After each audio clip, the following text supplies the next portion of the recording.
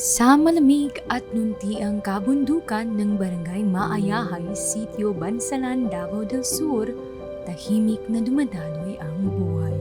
Simple, ngunit may makabuluhang layunin. Ang salitang Maayahay ay nangangahulugang payapa at maginhawa. Isang paglalarawan na akma sa komunidad na ito na kilala sa matabang lupa at malamig na simoy ng hangin.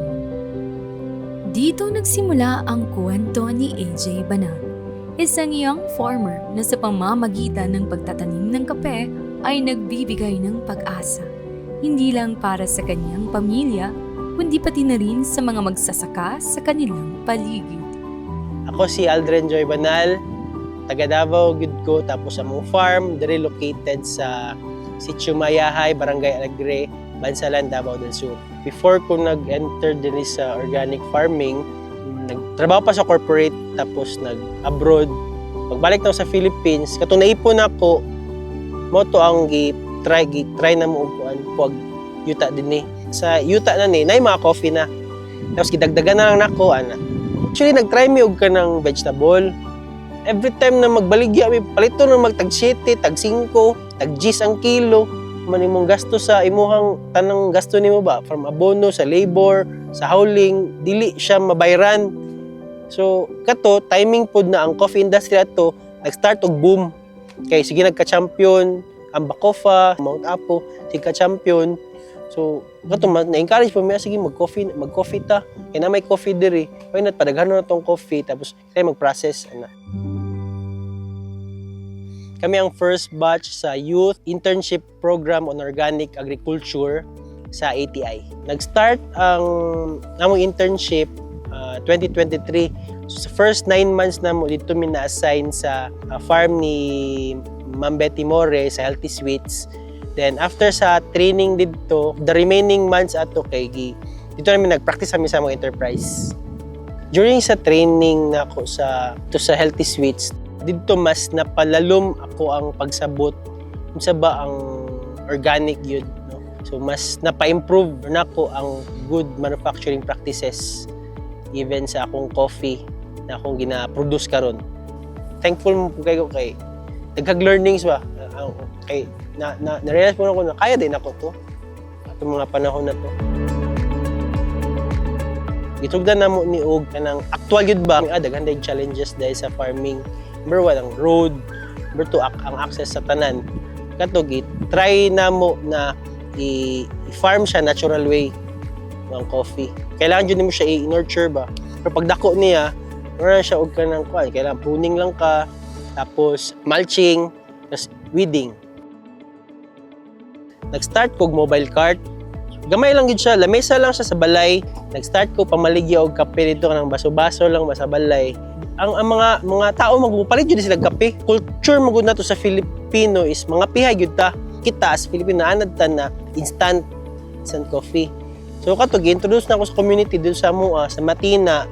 Katong per cup na siya na ang gamit namo is tinuod na coffee beans. And gwapo man ang support sa community po dato sa San Antonio that time. Ka-encourage po gug mga partners po na magtukod tag roastery. Kay gwapo ang market sa roasted coffee beans ba. Then nag-upgrade siya into roastery, then coffee shop, then katong ako mobile cart, katong akong lamesa na gamay, nahimo na siyang event mobile cart. So, gwapong coffee. Although, lisod lang kaayo ma-regulate kay daghang bayag competition sa coffee no na may international coffee which is mura. Medyo challenging po sa coffee industry karon kay mahal ba ang coffee sa local. Tapos here comes international like Vietnam, barato kayo. Ang coffee shop or mga local roasters, go sila for Vietnam or Brazil kay mura. Although dili mo gyud mawad ag buyer gyud ang local coffee industry. Kay lami man gyud ang Mount Apo. Na siguro gihatag nice food gift ang Ginoo diri sa Mount Apo ba nga lami man gyud ang kape. So mo to naka-decide mi na why not open a small na kato coffee shop gyud. Kay roastery man gyud na siya tanan, magluto lang kape tapos dili man mi ka sugakod lagi sa market kay mahal lagi ang coffee. Ang puna mo pwede babaan kay siyempre overhead pa nimo, renta. Gi-start na mo siya na i-open tong gamayng coffee shop. And dati taas ang sales sa roastery, karon absa na sa coffee shop. So nag-change plan na po na, sige let's go for coffee shop or let's go for coffee beverages more than roastery ana good. Sa katabian lagi nako lagi ba kanang roastery kabalo ba ta. So nakakita ko mga partners, nagbisita sila diri ba kay ang kaning farm namo is A&J Mayay Farm. And every time na naakoy mga activities sa farm, kanang magtanom, tanang ginabuhat ako diri, gina-post ako sa farm, ay sa page. Nagiganahan man sila sa coffee. Ang gusto nila is ipa-boom ang coffee industry gani. Kamo to na pag-visit na diri ani day ang kaya din na to mag-process na pag-meeting me, nakahimo mig partnership, o sige ani ta buhaton na to ani. And karon ang mga coffee na gina-process na ko din partnership man me. Every time mo uli to ako mga partners from Qatar, pagdala sila og mga 10 kilos to 20 kilos na coffee. Dito po nila ginabenta sa Qatar. Sa A&J Farm, higit pa sa karaniwang pagsasaka ang makikita. Bukod sa pagtatanim at pagbibenta ng kape, binubuksan nila ang kanilang bukid para sa farm tours at trainings, kung saan natututo ang mga bisita tungkol sa tunay na buhay sa bukid. Maaari silang mag-camping, mag-meditate, at maranasan mismo ang hirap at saya ng pagiging magsasaka. At dito nila nauunawaan kung bakit ganoon ang halaga ng kape. At dito nila nauunawaan kung bakit ganoon ang halaga ng kape. Dahil sa hamon ng matarik na lupain, sa maingat na pagpili ng hinog na cherries, paggamit ng elevated dryers, at pagsunod sa tamang proseso. Para kay AJ, mahalaga na ang bawat customer ay alam at pinahahalagahan ang hirap at dedikasyong nakapaloob sa bawat tasa ng kape. Mas masabtan nila nganong ang kape nila ingana ang price. Kaysa terrain pa lang lisod na kayo. So ang consumer ato among ginadala diri ng mga visitors nganong inganam ng price ninyo. Nganong dili ingani ana good. So makita nila diri ang processing na abot din sa farm, naga-pick ripe, mag-pick ripe, dapat ang dryer is elevated, mas masabtan yun sa consumer or sa among ginadala diri ang experience ba as a coffee farmer. Sige, diri sa community pod, syempre as a farm owner, mag-hire man gyud ka og ano kanang partners nimo sa pag-farm, pag-farming, partner nimo sa pag-hauling, ana. Every time na naga-harvest mo diri, syempre dili man ako kaya harveston tanan. So, ang ginabuhat lang is magpa-harvest yun ko.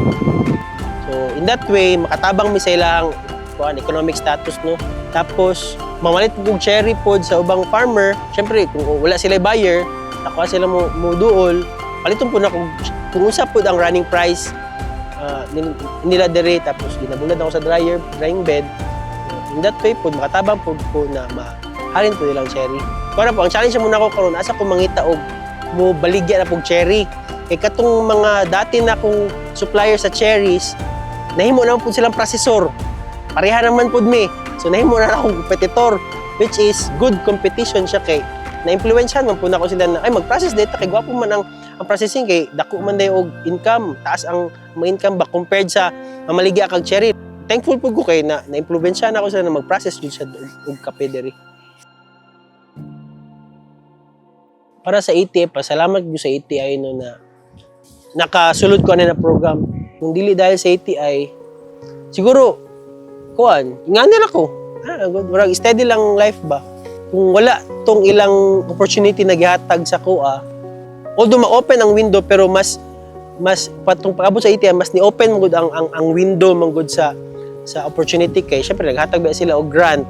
And katong grant na gihatag na to, paningkamutan gyud nako siya na asa siya pwede mapadulong kay kung wala na ko sige paningkamutan na wala gyapon ni murag kanang mahimo lang na balik gyapon ko sa zero. And ako ang ma-advise sa mga youth no kay namang good sa yuta ang future ba dira ba ta nagakuha source sa ato ang food ana as much as possible baliki gyud ang roots. Dira man mo gibuhi sa inyo ang parents, I-innovate lang yun ninyo, i-cultivate ang inyong area, inyong youth like. Then, think of ideas na pwede ninyo i-innovate sa inyong product. Like, sa mga, coffee. So, kung ako, nagbaligya lang ko og coffee cherry, antod lang ko dira, steady lang income. Pero ang gibuhat nako is, i-process na akong coffee. So, pwede mo na i-process ang coffee. Although, lisod lang yun siya at start na mag-process, pero the moment na mag-start kag processing, dito po mo taas ang imuhang kuan, ang value po sa imong crop kani. Mangita lang taog way na pwede na to siyang innovate para po ang product na to mo taas ang value ba. Mora gyud na ang kuan, ang pwede na to mabuhat as a youth, no. Mula sa kanyang farm hanggang sa sariling coffee shop, patuloy na nagbibigay inspirasyon si AJ. Ipinapakita niya ang tunay na tagumpay ay hindi lang kung ano ang ating ani para sa sarili, kundi kung paano rin natin natutulungan ang iba na lumago.